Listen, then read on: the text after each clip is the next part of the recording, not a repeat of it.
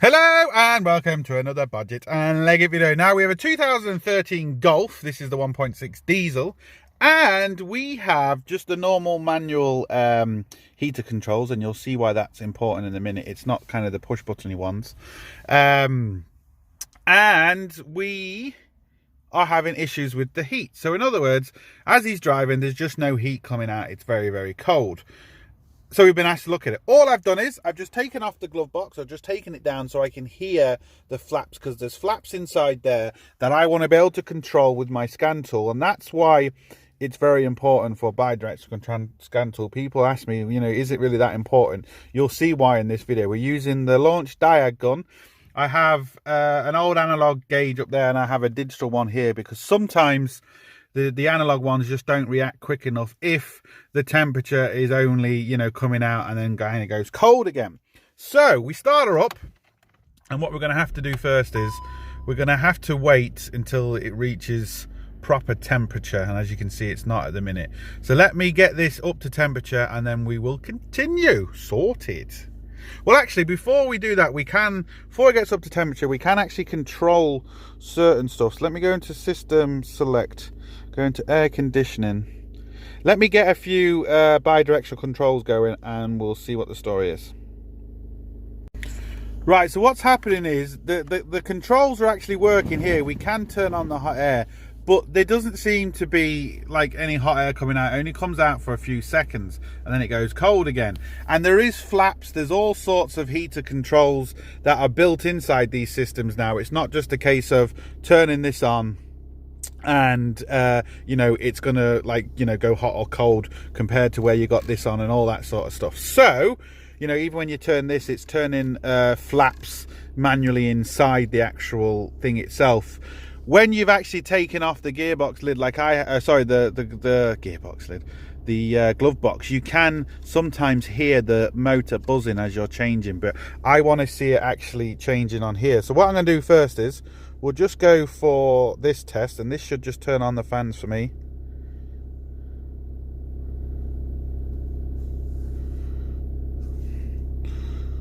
I don't know, why is that not?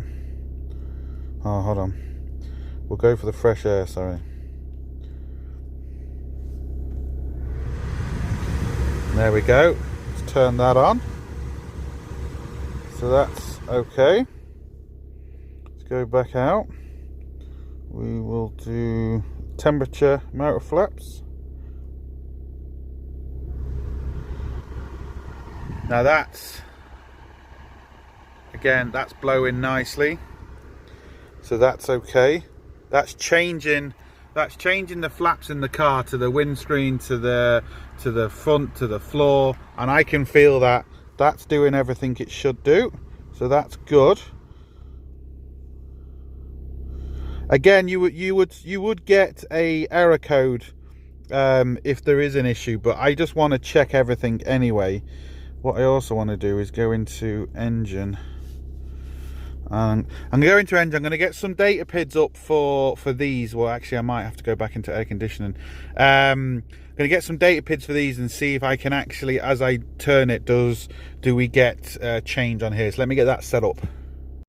Right, I've just gone into engine first because I just wanted to check that the engine temperature sensor, even though it's reading on the dash, I just wanted to make sure it was going up, so there's nothing wrong with that. So I'm just going to slightly put a bit more pressure on the engine by revving it, and just want that to go up another degrees before I just go back.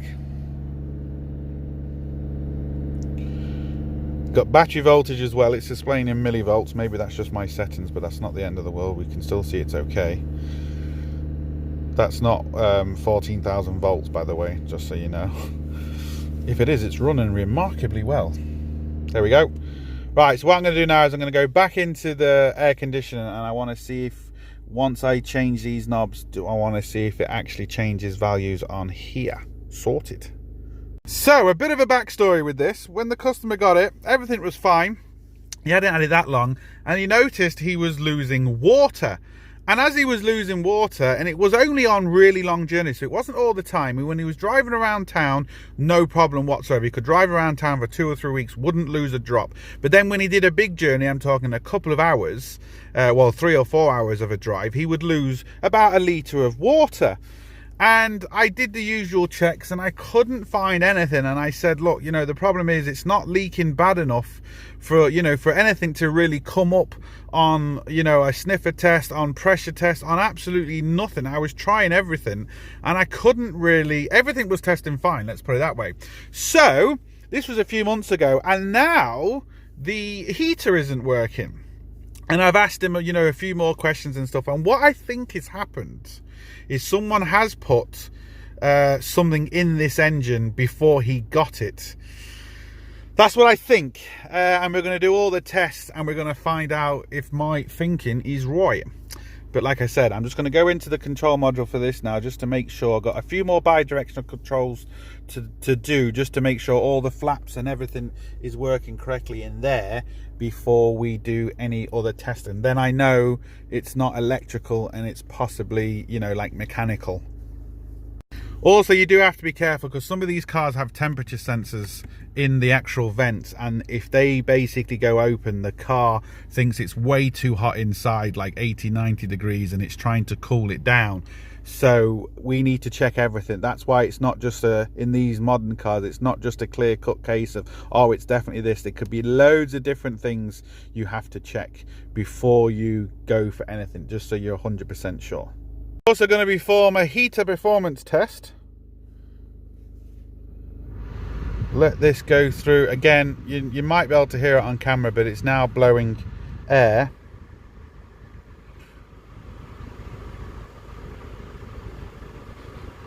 And it all looks good.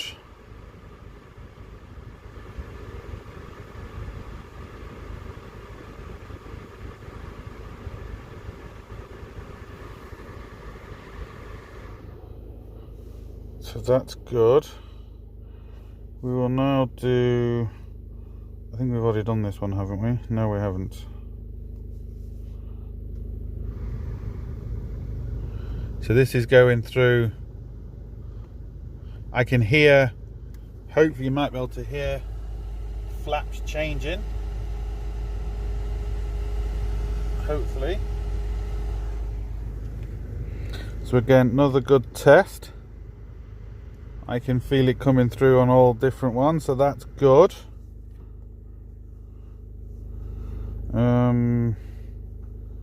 We've done the fresh one, we've done the temperature flat one, so let's go into some data. Let me pick out what we need and then we'll go from there. Even though we've already done it with bi-directional controls, I just want to see it physically move so the computer definitely recognises it, because bi-directional controls can work but not necessarily the actual knob you're twisting. So that's what she said. So I'm going to twist that and you can see, you're going to see it there, look, change the, there we go.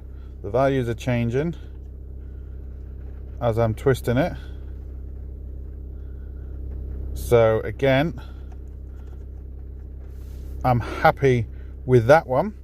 What we're going to do next is go to the actual blower motor. So I'm just going to twist this knob now and just let that reset before I show you. So we go onto the actual current of the blower motor, and as you can see, as I crank it up, the volts go up, the current goes up. If I crank it down, you'll see volts go down, current goes down. So that's all good. So now all the one we have to check is the actual heater to make sure the flap that controls the heat to the hot air to the cold air is physically turning. Now, sometimes you can actually hear things happening. When you twist this, the only problem when you're twisting the blower motor, because it actually makes a lot of noise, the motor, you might not physically hear things twisting in there, but you can physically hear that the motor is turning on. So I'm going to twist this. I'm going to twist this one now, and hopefully you'll hear inside here a buzzing noise. Hopefully you can hear that.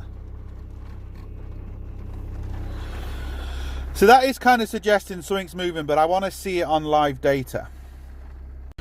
Right, just before I show you all that, just keep getting interrupted and phone keeps ringing. But anyway, as you can see, it is up to temperature. And we've got the manual gauge. Oh, we've got a manual gauge and this gauge both set up together. And as I turn, so it's on full heat, as I turn it up, you'll see exactly what happens. So we're going up. You can see the temperature is climbing. Climb, but now bang, it's going down, going down, going down. So it climbs for a few seconds and it goes down. It's just sometimes easier and quicker to see it with like a digital gauge than it is a manual gauge. But I've got both there so you can actually see. So now it's going down, down. If I stop it, leave it to kind of build up for a few seconds. If I then turn it back on, should see it climb up. Maybe not as much this time. I didn't wait long enough. Let me just wait a few more minutes. Alright, let's try and get the glare off it. See, again, it'll go up and then more or less straight away come straight back down. We can also go on the scan data and just see the value for the control. It does go up to number 3 and goes back down. So with this test, it can actually tell you quite a lot.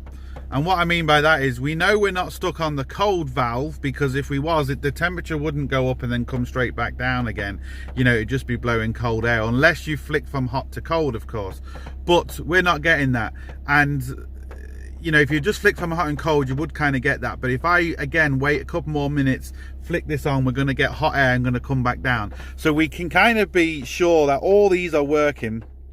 We've tested them with the scan data. We can see that the computer can see all the movements.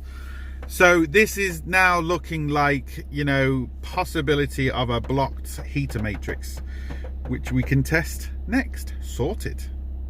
With the scan tool, we can also check and, you know, reprogram the actual heater box. But again, I don't think that's our problem in this case. I think we've got heater matrix problems. The last one we'll check is the actual temperature valve, or the temperature flap. I'm going to we can do it all in one shot. I'm just going to twist this and we should see that change. And there we go. That's on fully cold now. And then we'll do it in the middle.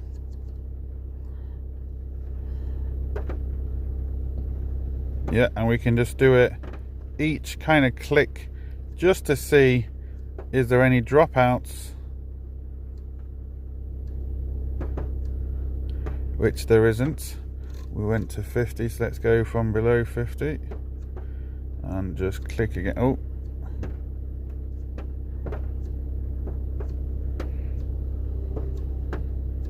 there we go. So that's all good. Now the kind of the idea of all these tests that I've just done is just to prove that our system is working, because there's no point going, you know, to try and unblock things or to put things in the engine, to try and unblock things and do all sorts when you've maybe got an electric issue. Now again, Volkswagen are kind of good that if there is a problem, they do bring up error codes, but I was just showing you how to go through everything, how to test it actually with live data, how to test it with bidirectional controls. That's why live data and bidirectional controls are brilliant, because just having a scan or a code reader, you're not going to be able to get this information. And yes, I know you can hear this, but you don't, even though you can hear the little valve moving, you don't know, is it moving enough? Obviously this one's kind of obvious because physically you can hear the motor. That one's obvious, but the rest aren't obvious. And with these systems, it's not just a heater matrix now with a couple of pipes going in and a fan. There's control valves, there's temperature sensors, there's all sorts, there's flow metering valves, there's lots of stuff in these that can go wrong. And that's why it's good to have all this information and to physically check it before you go on. So now what we're going to do is we're going to check the heater matrix pipes. Right, hopefully you can hear me. You have the 2 heater matrix pipe right down here. Now when you're doing it, obviously you can physically check with your hand, but because I'm doing it on camera, I can't just say, oh yeah, that's hot. It just doesn't really work. So what I'm going to do is, I've got my probe here. Hope to try and get this all in one shot. I'm going to put my probe onto my heater matrix pipe. Can you see that? Where are we looking? just there, and the top one is 51. Now that's 51 or 50 degrees on the outside of the pipe. So you can imagine, oh, that's actually, sorry, that's on a bit of extra rubber there. So let's get it there. Now look, already 60 degrees. There's a big difference. What I actually put the sensor on there is another coating of rubber. So, and it's only maybe a mil thick, and you can see the difference between a mil thick. So it went up an extra 10 degrees. Which is obviously a lot. So you can imagine what temperature is physically inside that pipe. So the top pipe is obviously, you know, it's more or less engine temperature. It's going to be hotter internally. So what I need to do now is I need to get this on the second pipe, which is there. Just let me, hold on, let me get this a bit better. It's difficult to film this and do it at the same time, but we will try.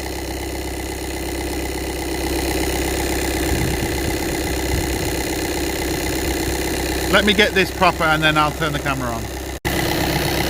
Right, so hopefully you can just see the second pipe. The one you can see there is the first pipe, and the little bend there is the second pipe. So I'm going to put my probe on that, and we've got 26, 27, going up slowly. But the other one was 60 or close to 60.